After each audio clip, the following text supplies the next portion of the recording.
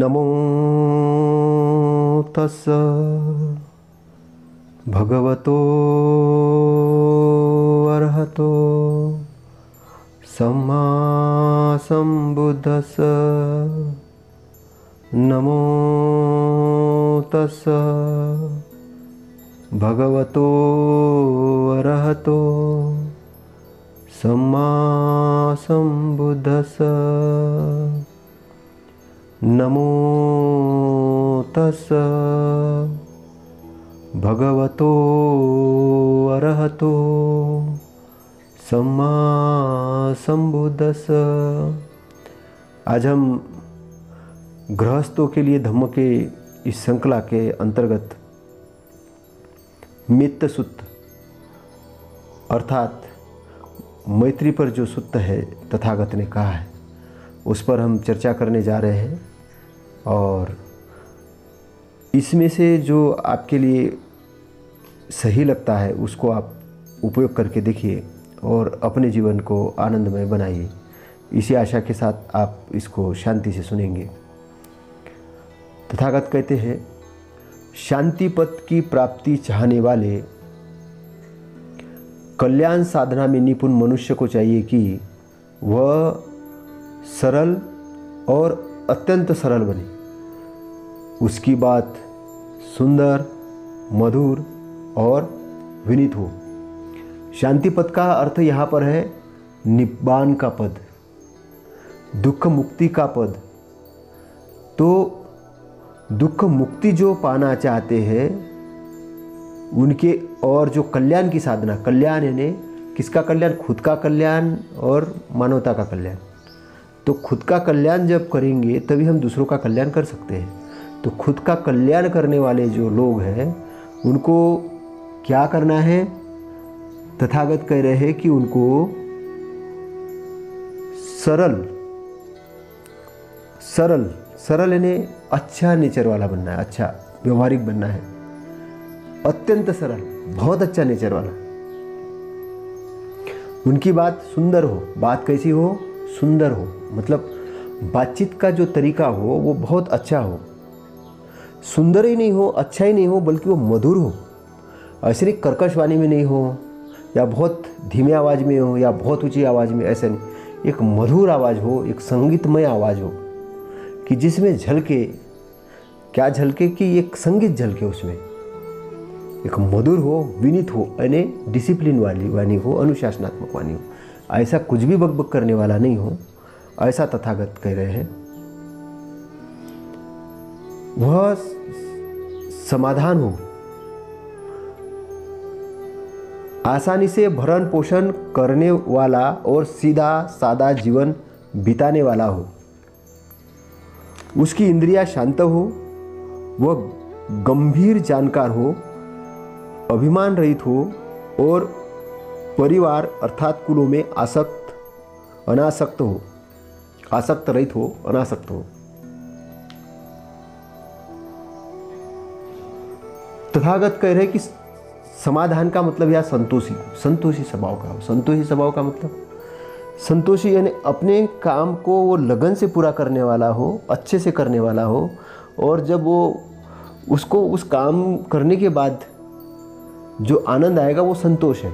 तो जो जागरण की अवस्था में रहेगा, जो जागृत अवस्था में काम करेगा, जो अपने काम को कॉन्सेंट्रेशंस की अवस्था में करेगा, समाधि की अवस्था में करेगा, वो पूर्ण लगन के साथ करेगा, दिल के साथ करेगा, तो वो उसका रिजल्ट भी बहुत अच्छा आएगा। रिजल्ट बहुत अच्छा आएगा तो वो एक समाधानी हो जाएगा। वो व्यक्ति जो समाधानी हो जाएगा, संतोषी हो जाएगा।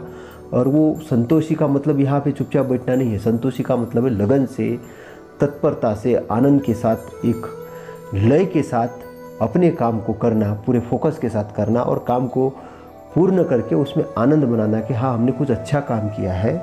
तो वो क्या हो जाएगा? समाधानी हो जाएगा। तो तथागत कह रहे समाधानी हो जाएगा।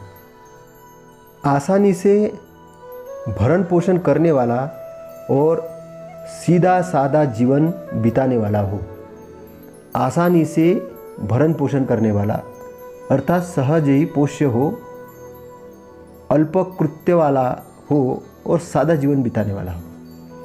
यह समझने वाला अल्पकृत्य या सीधा साधा जीवन, आसान जीवन, ये क्या शब्द है? ये शब्द बड़े गहरे शब्द हैं। एक तो भिक्षुओं के लिए इसका एक अलग मतलब निकलता है। भिक्षुओं के लिए अगर हम इसकी व्याख्या करेंगे तो भिक्षुओं को भिक्षा टन करके या आसानी से अपनी जीविका को चलाना है, क्योंकि उनको तो 3 चीवर रखने हैं, भोजन चाहिए, भोजन के लिए 4 घरों 5 घरों में वो गए, वहाँ से उन्होंने भिक्षाटन किया। तो उनकी क्या होगी कि उनका वो जो टाइम बचेगा, जो बाकी समय बचेगा, उस समय का उनको क्या करना, उसका समय का उनको ध्यान अर्जन, ज्ञान अर्जन और धम्म प्रचार प्रसार, ये 3 काम के अंदर में उनको देना है, ऐसे तथागत का कहना है। क्योंकि टाइम बचेगा तो कुछ आप अपने लिए करोगे। अगर टाइम ही नहीं, कुछ खाने पीने में ही लग गए, वही काम में लग गए, और आपके पास ना ध्यान करने का टाइम है, ना धम्म प्रवचन का टाइम है, ना लोगों के बीच जाके उनके दुख दर्द पता करके उनके लिए क्या अच्छा मार्ग हो सकता है उसको बताने का समय है, तो आपका समय अगर खाने पीने और अय्यासी में अगर जा रहा है तो आप धम्म का काम कैसे करोगे? इसलिए तथागत कह रहे हैं कि ये ज्ञान, खाने पीने की चीज़ों के साथ में ज्ञान की भी ज़रूरत है, तो उसको अर्न करने के लिए भी आपके पास में टाइम बचना चाहिए। तो वो इस प्रकार से बात कर रहे हैं। और साथ में वो ये भी कह रहे हैं कि कोई भी जो मार्ग हो वो सीधा मार्ग हो गृहस्थों के लिए। क्या होता है कि जो टेढ़ा मेढ़ा उल्टा सीधा जो मार्ग होता है वो कठिनाई का, वो सही मार्ग नहीं होता है। सही मार्ग क्या होता है? सीधे रास्ते से चलना। सीधे रास्ते से चलना मतलब एक सिस्टम के तहत काम करना, एक संगठन के तहत काम करना, अपनी नीति और नियम बना के काम करना। तो उससे क्या होता है कि बहुत आसानी से आप आगे बढ़ते जाते हो आसानी से। और नहीं तो क्या होता है कि अगर आप कोई नियम नहीं बनाया, कोई आपका डिसिप्लिन नहीं, अनुशासन नहीं, तो चीज़ें क्या हो जाएगी, अस्त व्यस्त हो जाएगी। तो अस्त व्यस्त हो जाएगी तो क्या हो जाएगा, आप उसी के अंदर फंस जाओगे, अस्त व्यस्त चीज़ों के अंदर। तो आपको अस्त व्यस्त नहीं बनना है। आपको कैसे बनना है? आपको आसानी से भरण पोषण, मतलब अच्छे डिसिप्लिन वाला, डिसिप्लिन वाली एक आय का साधन ढूंढना है, अच्छा वाला। जैसे थोड़ी देर के लिए अगर बात करें तो आपने एक बड़ी खेती ले ली, तो खेती कर ली, तो आपने कुछ 2-4 नौकर रख लिए, नौकर करके उनको भी रोज़गार मिला, आपके यहाँ उत्पन्न आ गया। आपने कोई फैक्ट्री ओपन की तो उसमें आपने ट्रेंड वर्कर रखे, उसको केवल मॉनिटरिंग कर रहे हैं, उनको काम दे रहे, तो आपको इनकम भी हो रही। या आपने कोई अच्छी किताब लिखी, उससे आपको रॉयल्टी आ रही है। या आपने कोई ऐसा कोचिंग सेंटर ओपन किया, उसमें आपने पढ़ाने के लिए प्रोफेसर रख दिया, उससे आप मॉनिटरिंग कर रहे हो। या आपने ऑनलाइन कोचिंग कर दी, या इस प्रकार जो भी अच्छे काम है कि मतलब जो आपको लगे कि जिसमें आपने अपना हुनर भी दिया और साथ साथ में आपने पैसा भी अर्न किया, और जो जीवों को अर्जन का जो साधन था वो भी आपका अच्छा है, और आपके लिए आपके पास में समय भी है, ताकि आप ज्ञान अर्जन भी कर सको, ज्ञान देने का काम भी कर सको, और जीवन को भी सही तरीके से चला सको। तो इसका अर्थ ये है, उसकी इंद्रियां शांत हो। इंद्रिय शांति किसकी रहेगी? डिसिप्लिन। शांति का मतलब है, शांति का मतलब है यहाँ डिसिप्लिन। यहाँ शांति का मतलब ऐसा नहीं कि चुपचाप बैठे वो शांत है इंद्रिया। इंद्रिया मतलब शांति का मतलब है यार डिसिप्लिन। आपकी इंद्रिया डिसिप्लिन हो, आपके कंट्रोल में हो। कंट्रोल में किसकी रहेगी? जो व्यक्ति ध्यानस्थ है, जो ध्यान भावना में रत है, जो व्यक्ति जानता है कि मन का उपयोग कैसे करना है, क्या सोचना है, क्या नहीं सोचना है, तो इंद्रिया कंट्रोल हो गई। अगर वो कुछ भी सोच रहा है तो इंद्रिया कंट्रोल नहीं हो रही। कुछ भी सुन रहा है, मन में आ गया ये गाना सुन रहा है, ये कर रहा है, वो कर रहा है, अस्त व्यस्त जा रहे, तो उसका क्या होगा? एनर्जी का अपव्यय होगा। तो तथागत यहाँ पर कह रहे हैं कि आप इसकी इंद्रिया कैसी हो? शांत हो। कैसी हो इंद्रिया? शांत हो। शांत मतलब डिसिप्लिन वाली हो, अनुशासन वाली हो। वह गंभीर जानकार हो। वह गंभीर जानकार का मतलब क्या है यहाँ पर? चतुर। गंभीर का मतलब है चतुर। गंभीर का मतलब है कोई भी चीज अचानक नहीं करना है, उसको पता करना सही है या गलत है। अचानक दिल में आ गया, रात में उठे और सुबह कुछ भी करने लग गए, ऐसा नहीं। आपकी विथ प्लानिंग के साथ काम करना है, क्योंकि कोई भी गलती को फर्स्ट स्टेज में रोकना ही बहुत अच्छा है। हमने देखा कि लोग बड़ा काम करने के लिए चलते हैं, लेकिन क्या होता है कि उनके पास में वो धैर्य नहीं होता, वो संयम ही नहीं होता, गंभीर नहीं होते वो। पैसा आ गया तो अचानक वो अनकंट्रोल हो जाते हैं। कोई उनको जॉब मिल गया, अचानक अनकंट्रोल हो जाते हैं। अचानक उनको कोई थोड़ी संपत्ति मिली कहीं से तो अनकंट्रोल टाइप हो जाते हैं। तो ऐसा अनकंट्रोल नहीं होना, स्थिर रहना, गंभीर रहना है कि हाँ ठीक है। समुंदर जैसे बनना है। समुंदर के पास कितनी चीज़ें हैं आपको पता है? मतलब उसके पास बहुत चीज़ें हैं समुंदर के। नदी नाले जैसे नहीं है समुंदर। समुंदर बहुत गंभीर है। तो गंभीर होने के कारण ही उसके पास में इतनी धन संपत्ता, ज्ञान, माणिक, मोती, हीरे जवाहरात, तेल, मछलियाँ और पता नहीं बड़े बड़े जीव, सारी चीज़ है उसके पास में, लेकिन फिर भी वो गंभीर है। उथला नहीं, अचानक बहने नहीं लगता, अचानक उसकी आवाज़ नहीं आती, पता नहीं, है ना, वो गंभीर है। आप देखते रह सकते हो समुंदर को, उसकी दिशाओं के आपकी नज़रें जा ही नहीं सकती, इतना बड़ा उसका रूप होता है। तो गंभीर का मतलब यहाँ पर वही है कि आपको गंभीर होना है, एक बड़ी चीज़ हासिल करना है तो आपको सोचने वाला बनना है, आपको शांत भी रहना है, डिसिप्लिन में रहना है और गंभीर रहना है कि आप वो चीज़ को सहन कर सको, आप वो सफलता को सहन कर सको, आप अच्छी चीज़ को सहन कर सको। नहीं तो आपको अगर गंभीर नहीं हो तो वो चीज़ आपके पास नहीं रह पाएगी, आप संभाल नहीं पाओगे वो चीज़ को, है ना, समझ रहे कि नहीं? वो चीज़ को आप संभाल नहीं पाओगे। इसलिए गंभीर होना, चतुर होना मतलब अवेयरनेस में होना, ये बहुत इम्पोर्टेंट है। फिर अभिमान रहित हो। अभिमान रहित, अब आपके अंदर आपको बहुत सारी चीज़ें प्राप्त हो रही तो आप अभिमान में भी आ सकते हैं। हाँ, मैंने तो निब्बान का साक्षात्कार कर लिया, मैं तो अष्टांग मार्ग को जानता हूँ, मैं तो भिक्षु हो गया हूँ, मैं तो बहुत बड़ा ऑफिसर हो गया, बड़ा बिजनेसमैन हो गया हूँ, जो भी हो गया। और आप बहुत अभिमान में आ गए। अभिमान में आओगे तो क्या होगा? अभिमान में आओगे तो जैसे ये एक पेड़ है, बहुत फल लगे हैं उसको, और इतने फल लगे हैं कि लोग बोल रहे हैं वाह यार क्या पेड़ है, लेकिन वो जो डालियाँ जो है वो डालियाँ में अकड़न है, डालियों में अकड़न है। अब आप बताइए कि वो अकड़न होने के कारण वो डालियों के ऊपर जो फल लगे हैं, वो फल के साथ डालियाँ टूटेगी कि नहीं टूटेगी? और मेरा ख्याल है कि वो डालियाँ जरूर टूटेगी, धड़ टूट जाएगा, पेड़ भी टूट सकता है। क्यों? अकड़न के कारण। तो अगर आपके पास बहुत सारी समृद्धि आ गई तो आपको कैसा होना है? अभिमान रहित होना है। अभिमान रहित होना, एक ऐसा होना है कि वो संभालने लायक होना है आपको। अभिमान रहित का होने का मतलब आपको वो चीज़, बड़ी चीज़ को संभालने लायक भी बनना है। और परिवारों में अर्थात कुलों में अनासक्त हो। इसका मतलब क्या है? भिक्षुओं के लिए है कि भाई आप भिक्षाटन के लिए जा रहे हो तो ऐसा नहीं कि एक ही परिवार के यहाँ रोज जा रहे हो, उसी को प्रवचन दे रहे हो और बस आराम भी जीवन जी रहे हो। तथागत भिक्षुओं के लिए यहाँ कह रहे हैं कि नहीं, ऐसा नहीं, तुमको चरवत भिक्कवे बहुजन हिताय बहुजन सुखाय आदि न कल्याण मध्य न कल्याण अंत न कल्याण के लिए चलना है। तुम्हें एक ही कुल के अंदर नहीं जाना है। तो कुल यानी परिवार, एक ही परिवार के अंदर ने तुमको तो। और उपासक के लिए क्या है?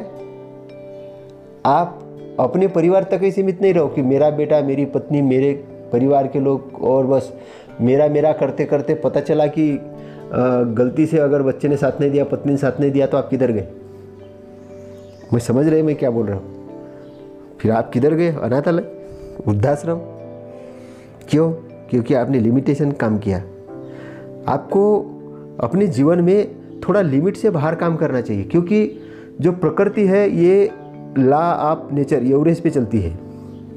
आप जैसे ज़मीन में बीज डालते हो ना, तो ऐसे नहीं कि 5 दाने डाल के ऐसा सोचते हो कि 5 के 5 ही निकल जाएंगे, ऐसे सोचते हो क्या? किसान ऐसा सोचता है क्या? किसान क्या करता है? ज़्यादा बीज डालता है, फेंकता है बीज को। उसको मालूम है कुछ चिड़िया ले जाएगी, कुछ खराब हो जाएंगे, कुछ में दम ही नहीं होगा, वो निकल जाएंगे, लेकिन कुछ बीज निकल आएंगे, कुछ बीज निकल आएंगे। जो निकल आएंगे वो फसल देंगे। कैसी फसल देंगे? बहुत फसल देंगे। उस किसान को कोई कमी रहेगी नहीं रहेंगी। तो फिर आपको भी कैसे काम करना है? आपको बहुत सारे लोगों के भलाई के लिए काम करने हैं, बहुत सारे पुण्यकर्म करने हैं। तो आपकी फसल कैसे आएगी? बहुत सारी पुण्यकर्म की फसल आएगी। हो सकता है आपके घर वालों ने आपको साथ नहीं दिया, तो जिसको आपने सहयोग किया था, जिसको, उसमें से कोई एक तो आदमी आएगा, वो नहीं आएगा, कोई दूसरा आ जाएगा। क्यों आ जाएगा?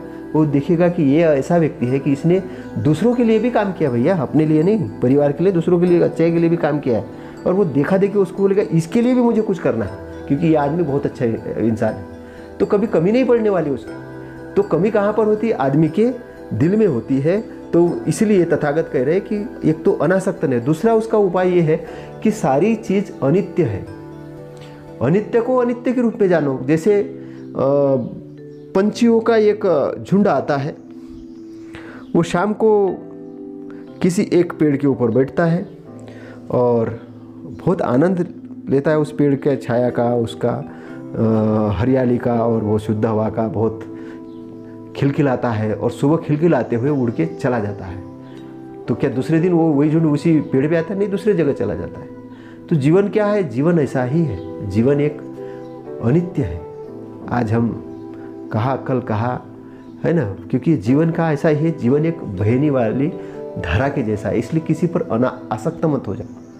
आसक्त हो गए तो क्या होगा? वो छूट गया तो क्या होगा? आप दुखी हो जाओगे, क्योंकि शरीर भी क्या है? अनित्य है। शरीर भी आपसे छूटने वाला है, परिवार भी अनित्य है। सारी चीज़ को जब अनित्य आप मानोगे तो आप दुख से दूर होते होते कहाँ जाओगे?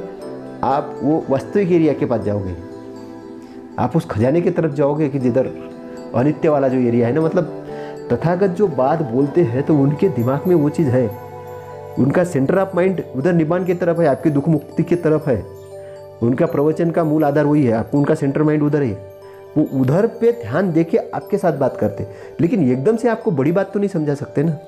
अगर आपको एकदम से बड़ी बात समझा तो आप वो काबिल ही नहीं हो कि एकदम से समझ जाओगे, क्योंकि ऐसा है कि आपने कभी कसरत की नहीं, प्रैक्टिस की नहीं, और एकदम से आपको बोला जाए कि भाई 50-50 किलो के डंबल उठाओ, तो हो सकता है कि हड्डी टूट जाए। लेकिन थोड़ा थोड़ा प्रैक्टिस करवाए, हाँ 10 किलो के लो, 15 किलो के लो, 20 किलो के लो, जब आपकी हड्डियाँ मजबूत हो जाए तो फिर आपको ज़्यादा चीज़ भी दी जा सकती, थोड़ी भारी चीज़ भी दी जा सकती, ताकि आप उसको सहन कर सको, आप समझ सको, है ना। तो तथागत यहाँ पर ये कह रहे हैं। फिर आगे कहते हैं, ऐसा कोई छोटे से भी छोटा काम नहीं करे, ऐसा कोई छोटे से छोटा भी काम या कार्य नहीं करे जिसके लिए दूसरे जानकार लोग उसे दोष दें। अब आपने बहुत अच्छा काम भी किया तो भी जो मूर्ख आदमी है वो आपको दोष दे देगा, अरे कौन सा बड़ा तीर मार दिया, कौन सा बड़ा काम किया। ऐसे आपने देखा होगा कि आपने बहुत बड़ा, आप चाहते हो कि कोई आपकी प्रशंसा करे कि आपने बड़ा, तो भी अगर वो जो प्रशंसा करने वाला है अगर उसके पास मूर्खता है तो वो आपकी प्रशंसा नहीं करेगा। तो यहाँ तथागत क्या करे? जानकार, बुद्धिमान आदमी आपकी गलती निकाल सकता है, मूर्ख आदमी थोड़ी निकालेगा। मूर्ख आदमी कुछ भी बोल सकता है, लेकिन बुद्धिमान आदमी ने, जो जानकार आदमी है उस क्षेत्र का जानकार आदमी है, अगर वो गलती निकाला उसको ध्यान से सुनना है और अपने आप को करेक्ट करना है, ये इसका मीनिंग है। तो सीख कर काम करना है, काम करते हुए सीखना तो है, लेकिन सीख कर काम करना है, दूसरों के गलतियों से सीखना है। जब दूसरों के गलतियों से सीखोगे तो आपका टाइम भी बचेगा, रुपया भी बचेगा, समय भी बचेगा। इसलिए तथागत कह रहे हैं कि छोटे से छोटा भी ऐसा काम नहीं करे कि जानकार लोग आपको दोष दें। आपको समझ में आया ना कि ये चीज़ ऐसा मीनिंग है। और भिक्षुओं के लिए क्या है? भिक्षुओं के लिए तो पूरा पवित्र जीवन है, पवित्रता से ये करना है। अब उनकी तो लिमिटेशंस वाली ज़िंदगी है, उनको चिवर, औषधि के चीज़ें, ये कुछ पढ़ने के लिए, ध्यान करने के लिए जगह, विहार, ये सब होने के बाद उनका क्या है? उनको तो सत्य ही सत्य पे है, उनका तो कोई गृहस्थ जीवन तो है नहीं। उनको तो पूरे श्लोक को पालन करते हुए रहना है, क्योंकि उनको तो बहुत फास्ट में वो निब्बान वाले एरिया के अंदर में एंट्री करना है, फास्ट में समाज सेवा करनी। वो तो बहुत फास्टेस्ट ट्रेन पे, बुलेट ट्रेन पे है।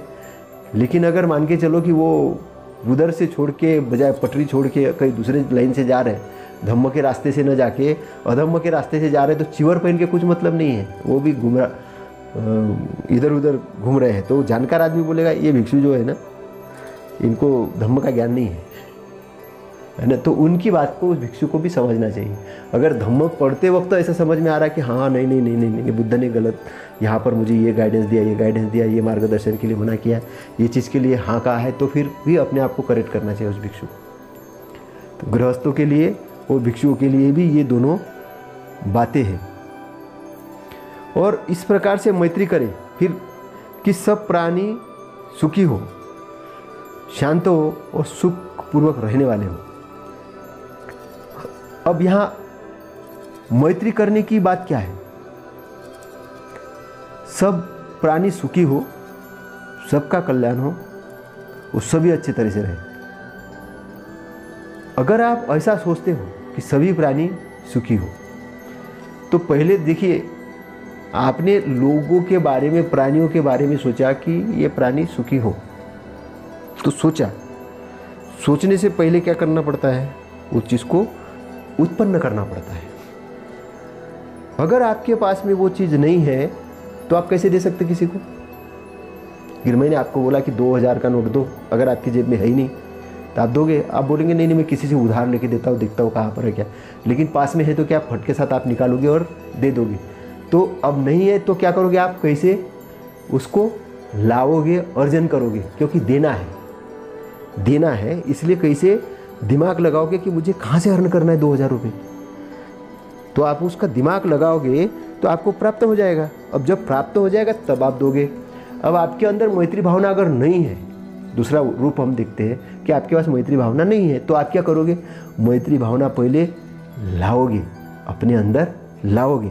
जब अपने अंदर वो मैत्री भावना लाओगे तब किसी को दोगे। आप समझ गए? कहाँ से लाओगे? कुछ ग्रंथों से पढ़ोगे, कुछ कहीं से प्रवचन से सुनोगे, अपने अंदर से ज्ञान से लाओगे, किसी सद्गुरु के पास जाओगे, लेकिन जाओगे, लाओगे, दोगे।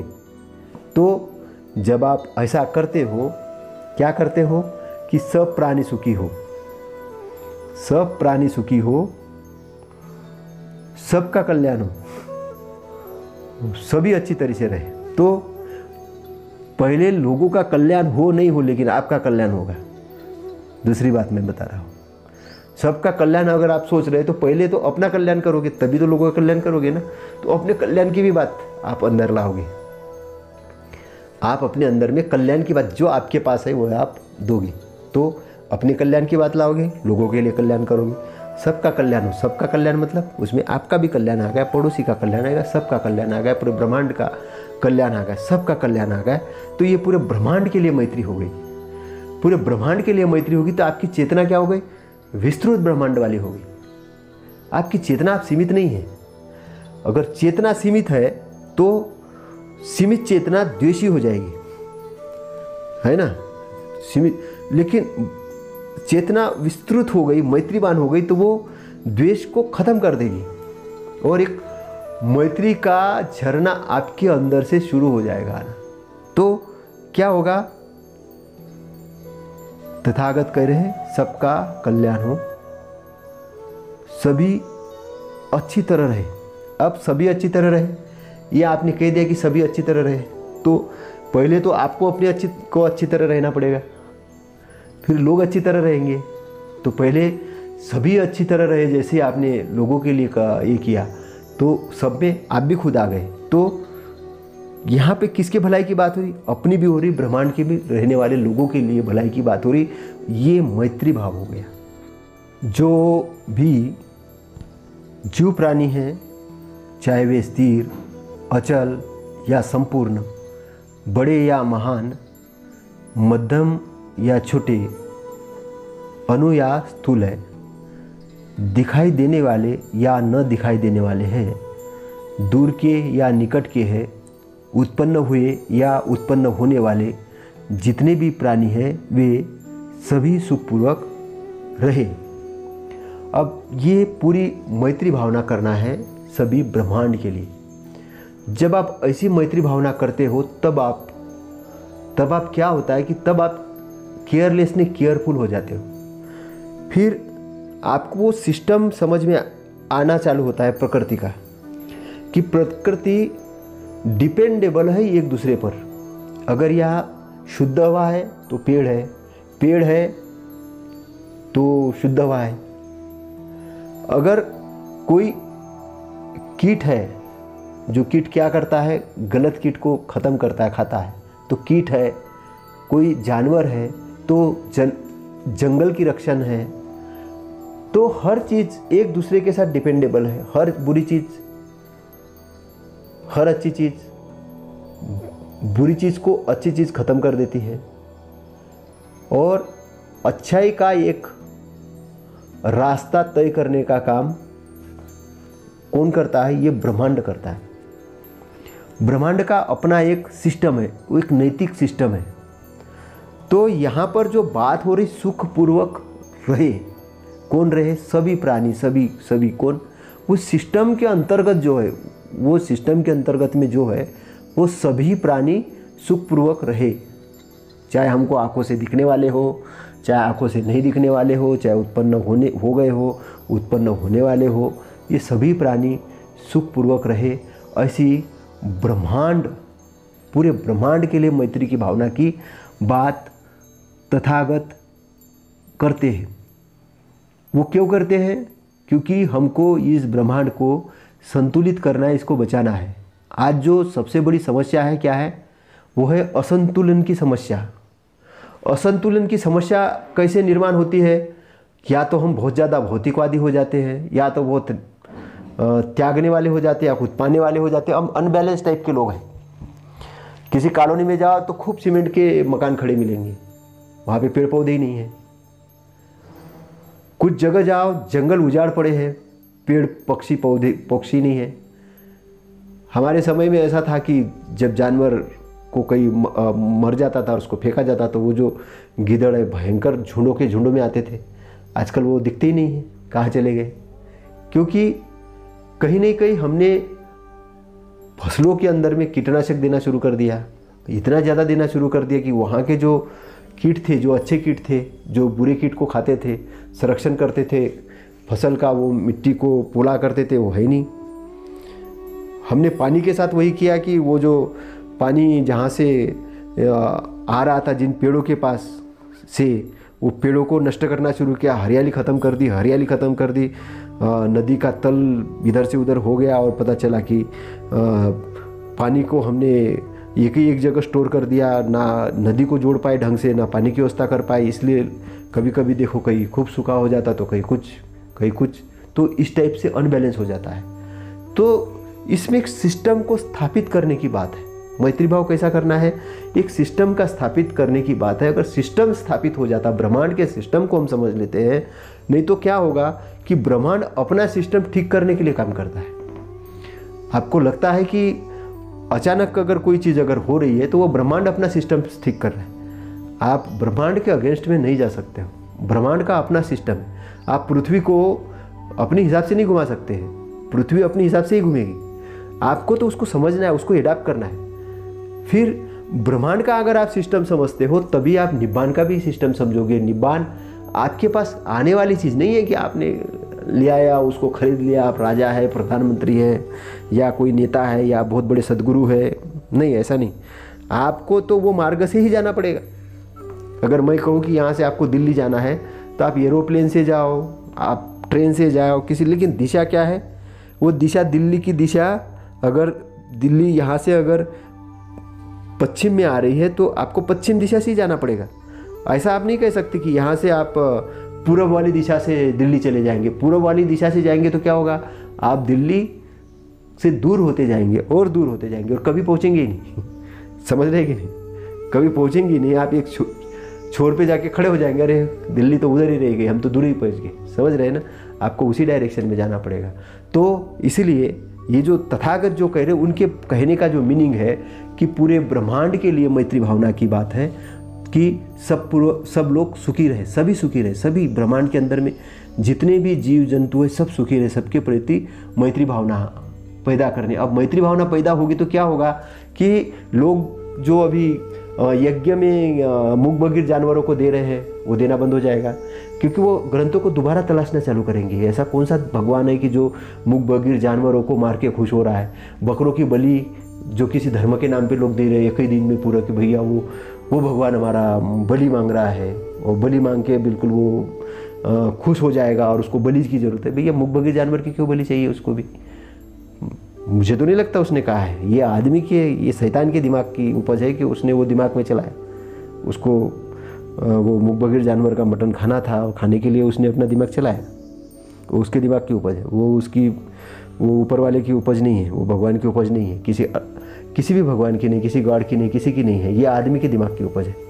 तो आदमी जब मैत्री की भावना करेगा ब्रह्मांड के प्रति, ये सब चीज़ों के लिए उसको नहीं करना पड़ेगा। वो उसका एक दिमाग बैलेंस वाला दिमाग हो जाएगा और सारी चीज़ें प्रकृति से उसको मिलना शुरू हो जाएगी। सारी चीज़ अभी देखते, मैं एक प्रवचन सुन रहा था और उसमें बड़ा एक अच्छी चीज़ आई। उन्होंने बोला कि आप वो मटन क्यों खा रहे हैं, ऐसे वो साधु बोल रहा था मटन क्यों खा रहा, बोले वो सामने वाला बोल रहा था कि वो प्रोटीन के लिए खा रहा, तो बोले वो जानवर कौन सी चीज़ खाता, बोले हरे पत्ते खाता है, तो तुम भी वो हरे पत्ते खाओ, वो साधु बोला। मैंने कहा हाँ यार ये तो बहुत सही बोला इन्होंने कि हरे पत्ते खाओ, सिस्टम है। लेकिन एनीवे हम बहुत सारी चीज़ों को नियमबद्ध भी कर सकते हैं, बहुत सारी चीज़ों को नियम से बाहर भी कर सकते हैं। वो व्यक्ति के इंसान के विवेक पे डिपेंड है, उसके बुद्धिमत्ता पे डिपेंड है। आखिर में ब्रह्मांड का जो सबसे बड़ा बुद्धिमान इंसान ही है और इंसान को वो नियम बनाने की ज़रूरत है, वो समझने की ज़रूरत है कि हमको इसका संचालन किस प्रकार से करना है। लेकिन वो कब सही कर सकता है, वो सही कर सकता है अपने अंदर मैत्री की भावना लाकर ही कर सकता है। नहीं तो अगर मैत्री की भावना नहीं है तो लोग क्या है, लोगों को ही अनपेक्षित रूप से बोल रहे हैं कि तुम इस धर्म के हो, तुम इस धर्म के हो, और धर्मों के नाम पे झगड़ा कर रहे हैं।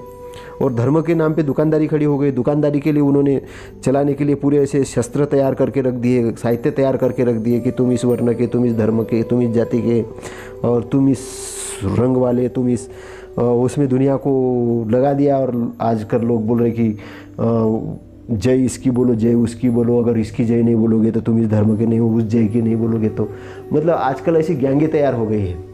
कोई गैंग क्या करती है, कुछ नहीं है, ये एक राजनीतिक है, गैंग है। ये राजनीतिक गैंग क्या करती है, क्योंकि संसाधनों को हड़पना चाहती है, बाकी लोगों को गुलाम बना के रखना चाहती है। उनको लगता है कि हम बहुत बड़े शहंशाह, तो उनके अंदर क्या है, मैत्री भावना नहीं है। तो जब हम सभी प्राणी मात्र के प्रति मैत्री भावना करेंगे तो लोगों का जो एक जमावड़ा होगा वो क्या होगा, वो हम संवेदनशील हो जाएंगे, क्योंकि इंसान के अंदर वो चीज़ बाय बर्थ ही है संवेदनशील वाली। जैसे मान के चलिए कि आपको कोई रास्ते में कोई रोता बिलखता हुआ अगर मिल जाए, दिख जाए, तो आपको उसके प्रति ऑटोमेटिक करुणा आती है। आप ये नहीं पूछते कि कौन से धर्म के हो, कौन सी जाति के हो, आपको उसमें इंसान दिखता है। जब हॉस्पिटल के अंदर किसी को ब्लड की ज़रूरत होती है तो डॉक्टर ये नहीं पूछता कौन से कास्ट के हो, कौन से धर्म के हो, वो पूछता है तुम्हारा ब्लड ग्रुप क्या है, ओ पॉजिटिव, ये भी कौन सा जो है मिलान करेगा, वो मिलान करेगा, मिल रहा है एक दूसरे को तो लगाएगा। तो वहाँ ब्रह्मांड के अंदर वो चीज़ें नहीं है, ये आदमी की तैयार की हुई चीज़ें है। ब्रह्मांड के अंदर में मैत्री भाव है, तो क्या करना है, वो मैत्री भाव खत्म नहीं हो, इसलिए क्या करना पड़ेगा, उसके लिए भी हमको भावना करनी पड़ेगी। तो तथागत कह रहे हैं कि सभी के प्रति मैत्री भाव करे और सभी आनंदित रहे, सब खुश रहे, ऐसी भावना करें। फिर आगे तथागत ये कहते हैं एक दूसरे से धोखा छल न करें, एक दूसरे से धोखा छल न करें। अगर एक ने दूसरे के साथ धोखा या छल किया तो वो क्या करेगा, वो भी दूसरे के साथ धोखा और छल करेगा। तो धोखा और छल का एक सिस्टम खड़ा हो जाएगा। उससे क्या हो जाएगा कि ऊर्जा का अपव्यय होना चालू हो जाएगा, जो कि आज हम देखते हैं कि ऐसी स्थिति कभी कभी आती है। लोग एक दूसरे के साथ धोखा और छल काय के लिए करते हैं, छोटी छोटी चीज़ों के लिए धोखा दे देते हैं। काय के लिए धोखा दे देंगे, आपने देखा होगा कि एक नेता आता है और वो नेता बोलता है कि मेरे को वोट दो, वोट देने के बाद आपका सभी समस्या का मैं हल कर दूंगा।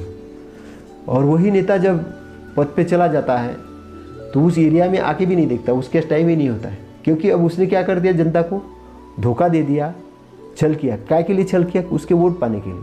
वोट पाने के लिए क्यों छल किया, क्योंकि वोट का मूल्य है, उसको मालूम है कि इसका मूल्य है। इस जनता को तो मालूम नहीं, जनता तो ऐसी अनपढ़ है, उनको अगर वोट का अधिकार नहीं मालूम है तो इसलिए तो उन्होंने कहीं पे दे दिया वोट जाके, तो वो जनता के साथ छल हो गया।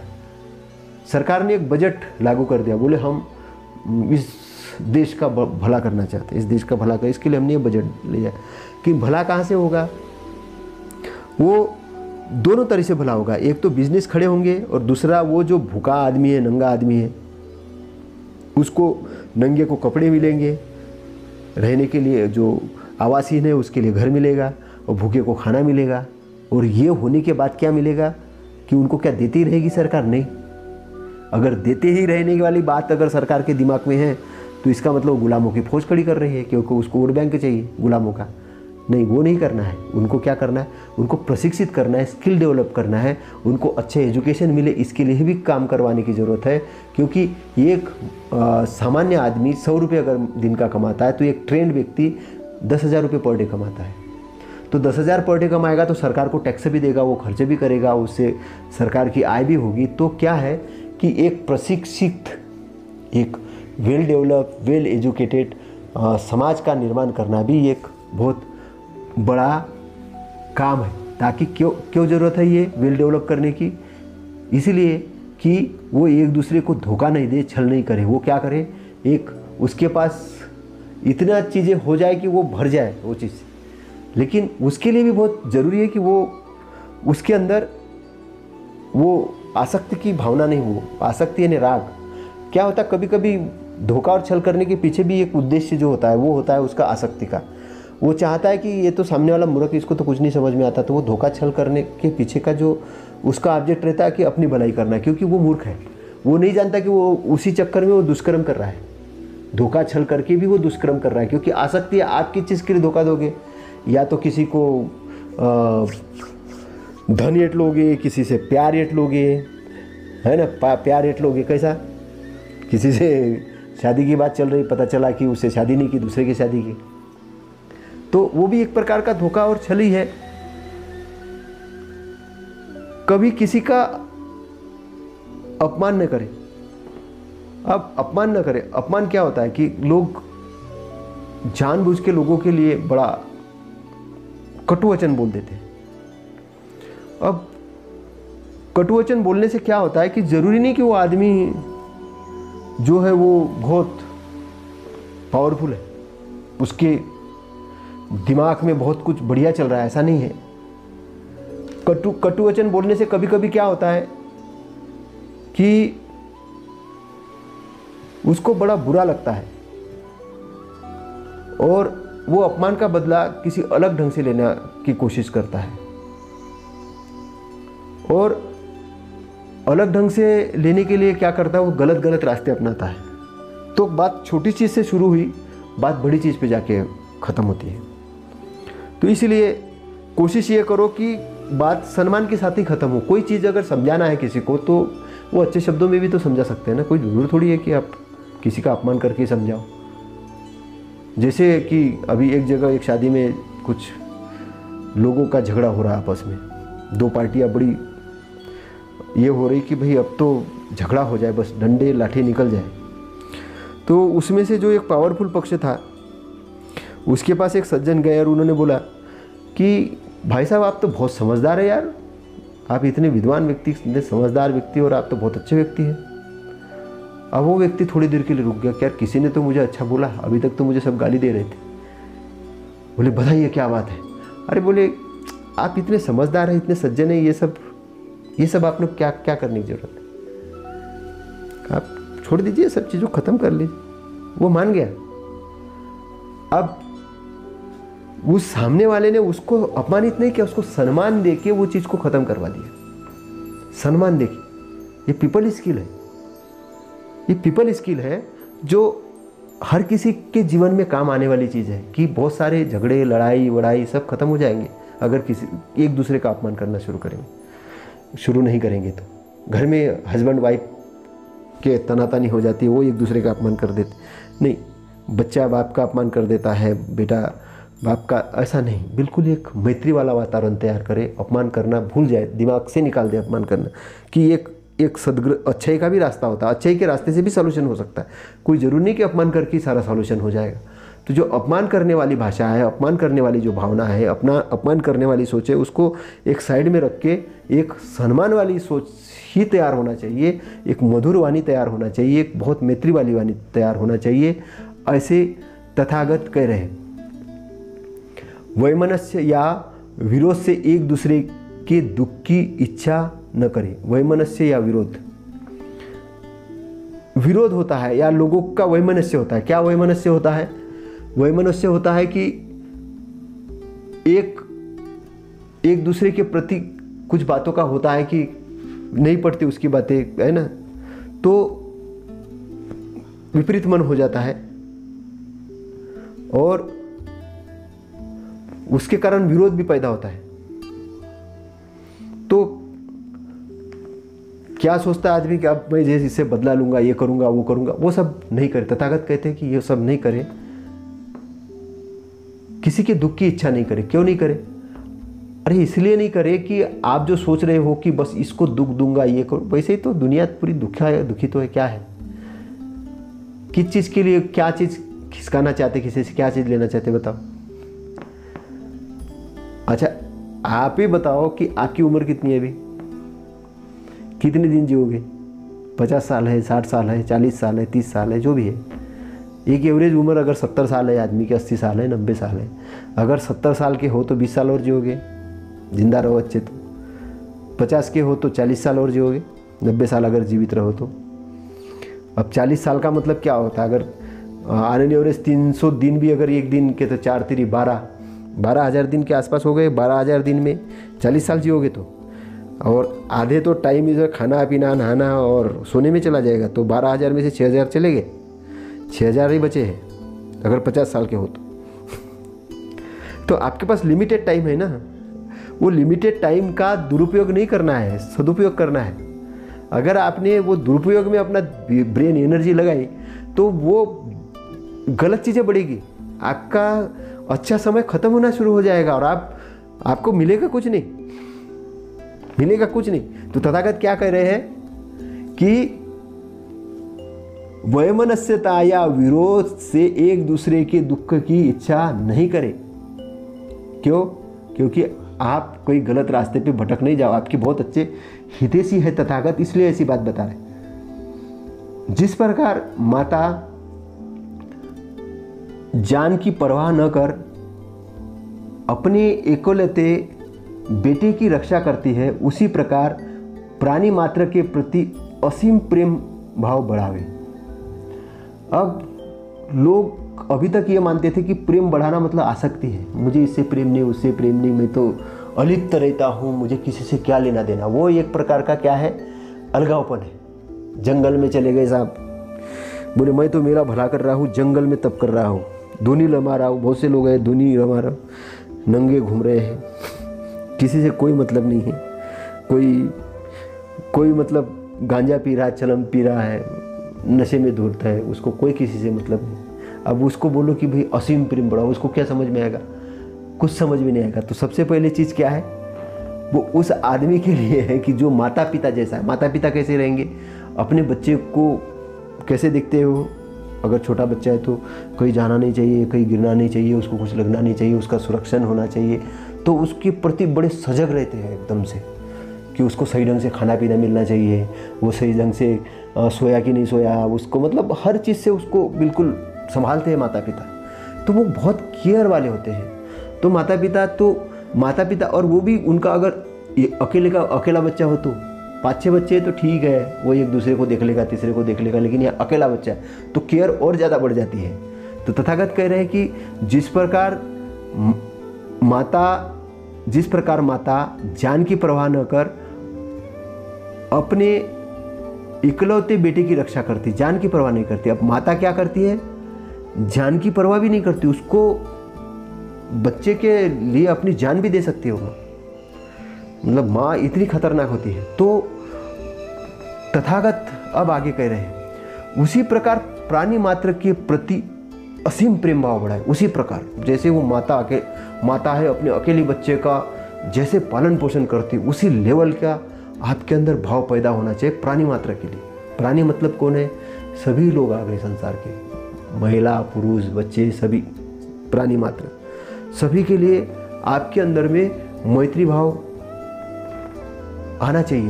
प्रेम भाव का मतलब यह मैत्री भाव है। जब प्रेम एक आदमी के लिए किया जाता है वो प्रेम है, लेकिन असीम प्रेम मतलब असीम प्रेम भाव जब हो गया तो वो मैत्री भाव हो गया, है ना। तो ये जो प्रेम भाव बढ़ा है, प्रेम से रहे, अच्छे से रहे, तो ये सब प्राणी मात्रा के लिए बढ़ा है, ऐसे तथागत कह रहे हैं। बिना रुकावट वैर और शत्रुता के ऊपर नीचे और तिरछे सारे संसार के प्रति असीम प्रेम बढ़ाए। बिना रुकावट, बिना रुकावट, रुकना नहीं है। वैर और शत्रुता से ऊपर, वैर और शत्रुता से ऊपर, अगर आपका वैरी है और शत्रु भी है तो उससे उठ के, उसके ऊपर उठ के, उस भावना से ऊपर उठ के, उस चेतना से ऊपर उठ के,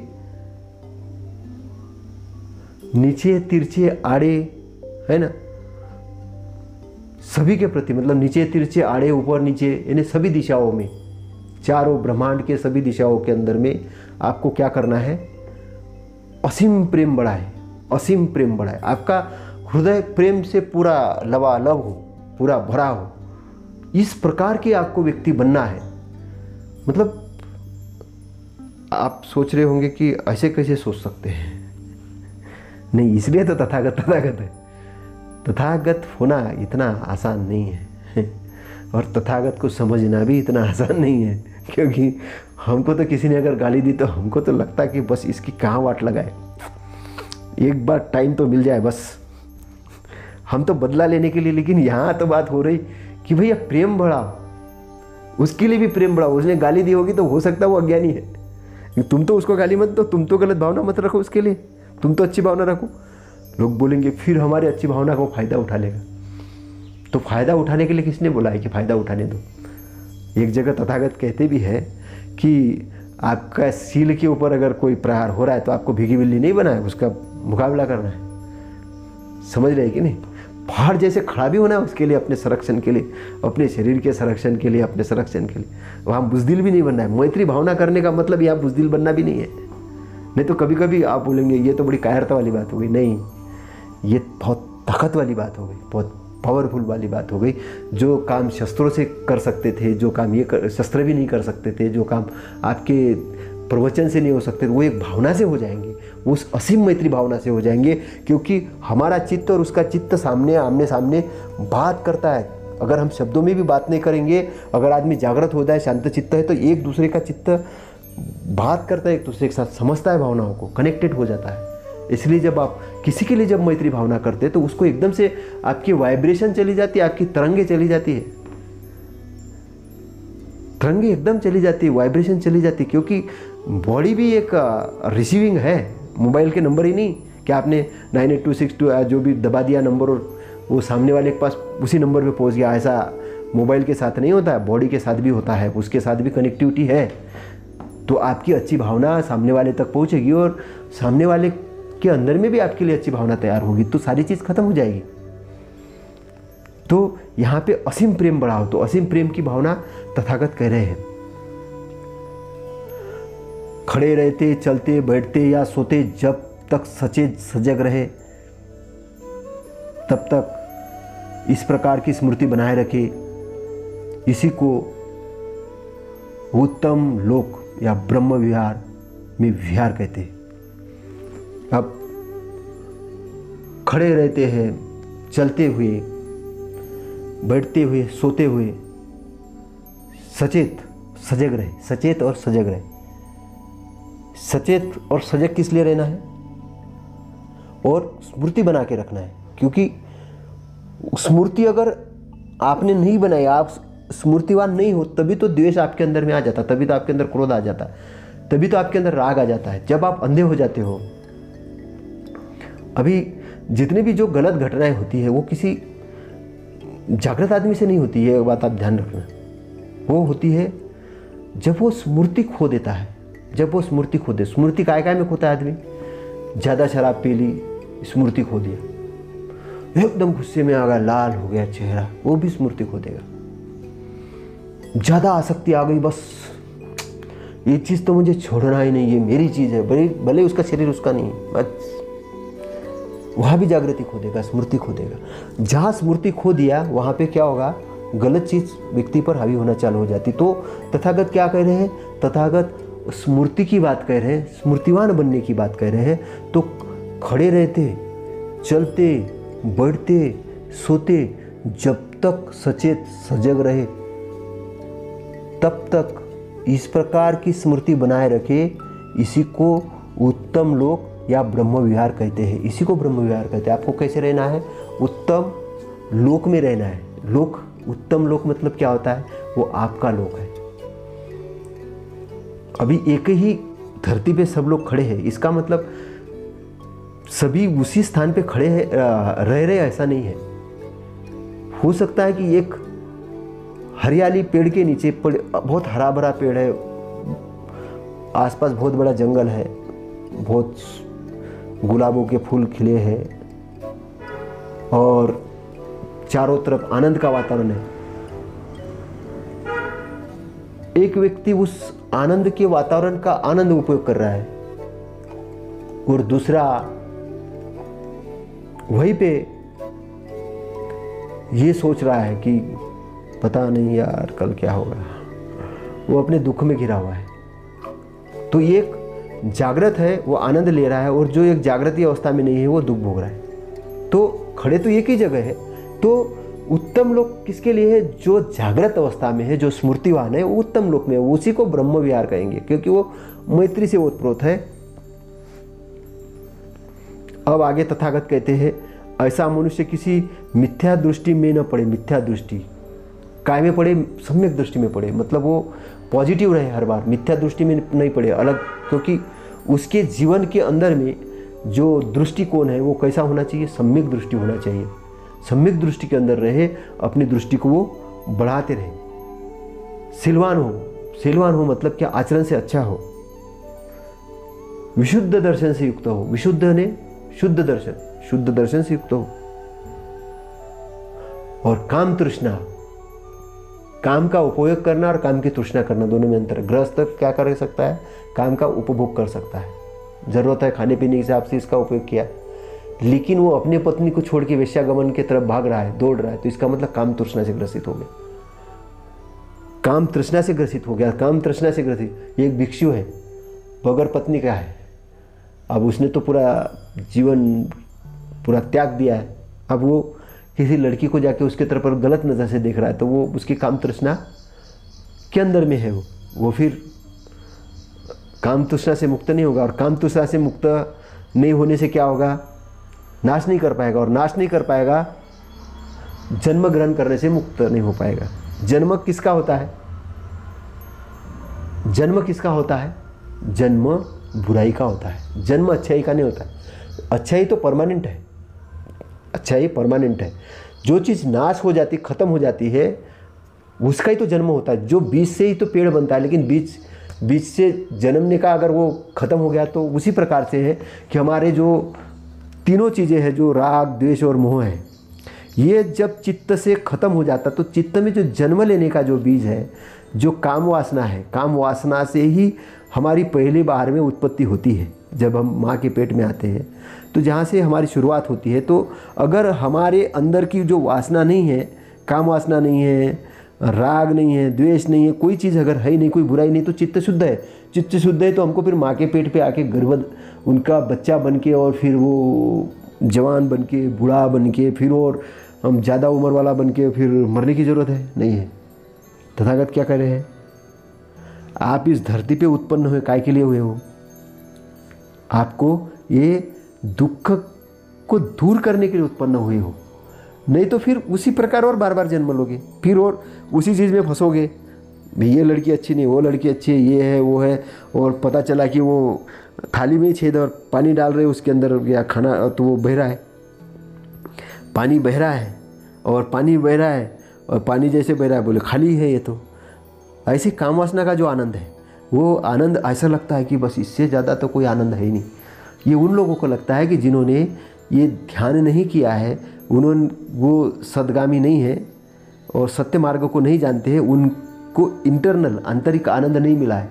जिस दिन आप ध्यान की अवस्था में, शून्य की अवस्था में आ जाओगे और आप वो आंतरिक आनंद ये कहोगे, मैं आपको डेफिनेट एक चीज़ कह सकता हूँ कि तथागत ने ये चीज़ कहा है कि निब्बान से बड़ा कोई सुख ही नहीं है। ये कोई ऐसा ही नहीं कहा है, निब्बान से बड़ा कोई सुख ही नहीं है। और अगर आप उसने उस सुख को आपने पा लिया, तो फिर आपकी ये जो जन्म भव वाली जो राग है आपका, भव तृष्णा, उसको जो भव तृष्णा बोलते हैं, ये ख़त्म हो जाएगा। और भव तृष्णा ख़त्म हो जाएगी तो आप क्या हो जाएंगे? आप शरीर में तो रहोगे, आप शरीर में हो, लेकिन आनंद आप कौन सा लोगे? उत्तम लोक का आनंद लोगे। उत्तम लोक का आनंद लोगे तो मैत्री भावना के पीछे का जो उद्देश्य है तथागत का, वो क्या है? वो है आपको दुख से मुक्त करवाना। फिर दूसरा क्या है? हमारे अपने दायरे को विस्तृत करना, ब्रह्मांड इतना। अब आप एक गृहस्थ हो, आपका दायरा विस्तृत है, आपने इंटेलिजेंसी हासिल की है, आपने बोला मैं मानवता की सेवा के लिए, आपने कॉर्पोरेशन खड़ा कर दिया, और आपने बोला कि ठीक है मैं एक वस्तु पे केवल 1 पैसा ले रहा हूँ, तो भी आपने अरबों लोगों को अगर आपने सेवाएं प्रदान की सिस्टम के माध्यम से, तो आप अरबपति खरबपति बन गए, पैसे आ रहे हैं आपके पास, लेकिन फिर भी आपको मालूम है कि आपने जो अच्छे काम किए थे उसका एक बाय प्रोडक्ट है पैसा। आपको पैसा, सम्मान, पद, ये बाय प्रोडक्ट मिलना शुरू हो जाएगा। लोग बरसाएंगे आपके ऊपर, वो सब चीज़ें, अच्छी चीज़ें बरसाना शुरू करेंगे, क्योंकि लोगों के उद्धार के लिए आप एक अच्छा मार्ग प्रशस्त करने वाले व्यक्ति के रूप में आप जानना शुरू हो जाओगे। लोगों को लगेगा हाँ ये आदमी निष्पक्ष से कोई चीज़ मुझे बता रहा है, ये सही चीज़ बता रहा है, इससे मेरा उद्धार होगा, इस पर मेरे परिवार का उद्धार होगा और मेरा कल्याण होगा। ऐसा जब उसको लगेगा तो उसके दिल में शांति होगी और वो भी कुछ अच्छा करने के लिए आगे। मान लो एक आदमी जलती हुई मशाल लेकर गंगा नदी में आग लगाने के लिए आता है, तो क्या वह उसको जला सकेगा? भगवान नहीं। तो भिक्षुओं ने उत्तर दिया, क्योंकि गंगा जल में जलने का गुण ही नहीं है। अपना प्रवचन समाप्त करते हुए तथागत ने कहा, भिक्षुओं, जैसे पृथ्वी आघात अनुभव नहीं करती और विरोध नहीं करती, जिस प्रकार हवा में किसी प्रकार की प्रतिक्रिया नहीं होती, जिस प्रकार गंगा नदी का जल अग्नि से अप्रभावित रहकर बहता है, उसी प्रकार ही भिक्षुओं, यदि तुम्हारा कोई अपमान भी कर दे, यदि तुम्हारे साथ कोई अन्याय भी कर दे, तो भी तुम अपने विरोधियों के प्रति मैत्री की भावना अपनाए रखो। भिक्षुओं, मैत्री की धारा हमेशा प्रवाहित रहनी चाहिए। तुम्हारा मन पृथ्वी की तरह दृढ़ हो, वायु की तरह स्वच्छ हो और गंगा नदी की तरह गंभीर हो। यदि तुम मैत्री का अभ्यास करोगे तो कोई तुम्हारे साथ कैसा भी अप्रीतिकर व्यवहार करे, तुम्हारा चित्त विचलित नहीं होगा, क्योंकि विरोधी लोग शीघ्र ही थक जाएंगे। तुम्हारी मैत्री विश्व की तरह व्यापक होनी चाहिए और तुम्हारी भावनाएं असीम होनी चाहिए। कहीं भी द्वेष का लेश मात्र भी न हो। इसके आगे तथागत ने कहा, मैं उस भिक्षु को मैत्री भाव से संपन्न नहीं कहता जो केवल भोजन वस्त्र प्राप्त करने के लिए ही मैत्री प्रदर्शित करता है।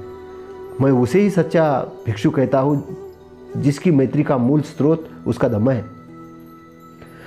भिक्षुओं, कोई भी पुण्य कर्म मैत्री भावना के 16वें हिस्से के बराबर नहीं है। मैत्री जो है चित्त की विमुक्ति है, उन सबको अपने अंतर्गत ले लेती है। यह प्रकाशमान होती है, यह प्रदीप्त होती है, यह प्रज्वलित होती है। इसी प्रकार भिक्षुओं, जैसे सभी तारों का प्रकाश मिलकर भी अकेले चंद्रमा के प्रकाश के 16वें हिस्से के बराबर भी नहीं है। चंद्रमा का प्रकाश प्रकाशमान होता है, प्रदीप्त होता है, प्रज्वलित होता है। इसी प्रकार भिक्षुओं, कोई भी पुण्य कर्म मैत्री भावना के 16वें हिस्से के बराबर नहीं है। मैत्री जो कि चित्त की विमुक्ति है, उन सबको अपने अंतर्गत ले लेती है। यह प्रकाशमान होती है, यह प्रदीप्त होती है और यह प्रज्वलित होती है। और भिक्षुओं, जैसे वर्षा ऋतु की समाप्ति पर स्वच्छ अनभ्र आकाश में उगने वाला सूर्य तमाम अंधकार को विदीर्ण कर देता है, वह प्रकाशमान होता है, प्रदीप्त होता है तथा प्रज्वलित होता है। और जैसे रात्रि के समाप्ति पर भोर का तारा प्रकाशित होता है, प्रदीप्त होता है तथा प्रज्वलित होता है। ठीक उसी प्रकार कोई भी पुण्य कर्म मैत्री भावना के 16वें हिस्से के बराबर नहीं है। मैत्री जो कि चित्त की विमुक्ति है, सबको अपने अंतर्गत ले लेती है, यह प्रकाशमान होती है, यह प्रदीप्त होती है, यह प्रज्वलित होती है। तो मैत्री का अल्टरनेटिव जो ऑब्जेक्ट है वो क्या है? चित्त की विमुक्ति करना, चित्त की विमुक्ति करना। और ये उस दुख को भी मुक्ति करती है व्यक्ति की। व्यक्ति जो प्रकाशमान की बात की है बुद्ध ने, वो किस चीज़ की बात की है? वो निब्बान वाले एरिया की बात की है, वो प्रकाशमान वाला एरिया। वो एरिया के अंतर्गत आप एंट्री कर लोगे। जब उस एरिया के अंदर एंट्री कर लोगे, उस एरिया को आप समझ जाओगे, तो फिर आपको एक खड़े रहने का स्थान मिल जाएगा। जैसे ही आपको खड़े रहने का स्थान मिल जाएगा तो आपको ये आवागमन से छुटकारा मिलना शुरू हो जाएगा। आवागमन से छुटकारा मिलने से आपका जो मृत्यु के प्रति जो डर है वो ख़त्म हो जाएगा, वो ख़त्म हो जाएगा। आपको फिर संसार के अंदर में अनित्य क्या है, नित्य क्या है, सारी चीज़ को समझ में आना शुरू हो जाएगा और आपका जीवन एक मंगलमय जीवन हो जाएगा। एक ऐसा जीवन हो जाएगा जो आप परिपूर्णता से जीना शुरू कर दोगे। इसलिए ये बुद्ध धम्म का जो मेता सूत्र और मैत्री पर जो तथागत की जो वाणी है, ये एक महत्वपूर्ण अध्याय हमने आज के इस प्रवचन में लिया था। आपने इसको बहुत अच्छे से सुना। आप अपने हिसाब से उसको मनन चिंतन करिए, उसको जानिए, समझिए और उसको अपने विवेक बुद्धि से उसको अप्लाई करके देखिए और उसका आनंद लीजिए और अपने जीवन को आगे बढ़ाने के लिए मदद कीजिए। अपने जीवन को आगे बढ़ाने के लिए मदद कीजिए। अगर आप आपका जीवन आगे बढ़ाते हैं तो आप लोगों का भी जीवन आगे बढ़ाओगे। लोगों का जीवन आगे बढ़ाओगे तो आपका परिवार आगे बढ़ेगा, ये देश आगे बढ़ेगा, ये प्रदेश आगे बढ़ेगा और हम सब लोग आपस में मिलजुल के इस भवसागर को पार करके एक आनंद का जीवन जिएंगे और सबका कल्याण हो। सबके चित्त से अकुशलता की भावना खत्म हो, सब लोग शुद्ध हो, सब मैत्रीवान हो, सब एक दूसरे का आदर करें, सम्मान करें, एक दूसरे के लिए अच्छी भावना रखें और एक दूसरे का सम्मान करके लोगों को भी आगे बढ़ाए, खुद भी आगे बढ़े और एक दूसरे को आगे बढ़ के एक दूसरे को मदद करके हम इस जीवन को सुखमय बनाए, आनंदित बनाए और अपने परिवार के साथ आनंद में रहे, खुशी में रहे और आपका दिन शुभ हो, आपका जीवन शुभ हो और आपका परिवार बहुत अच्छा रहे, आप मंगलमय हो, आपके घर में सभी सुख समृद्धि से रहे, आपके घर में सभी लोग स्वस्थ रहे और जो लोग बीमार हो उनकी बीमारी से जल्दी छुटकारा हो, वो भी स्वस्थ लाभ ले और सभी तरीके से आप अपने दुखों से मुक्त होकर एक सन्मार्ग के रास्ते पर आए। यही आपके लिए मेरी मंगल कामना है। नमो बुद्धाय, नमो धम्माय, नमो संघाय। साधु साधु साधु।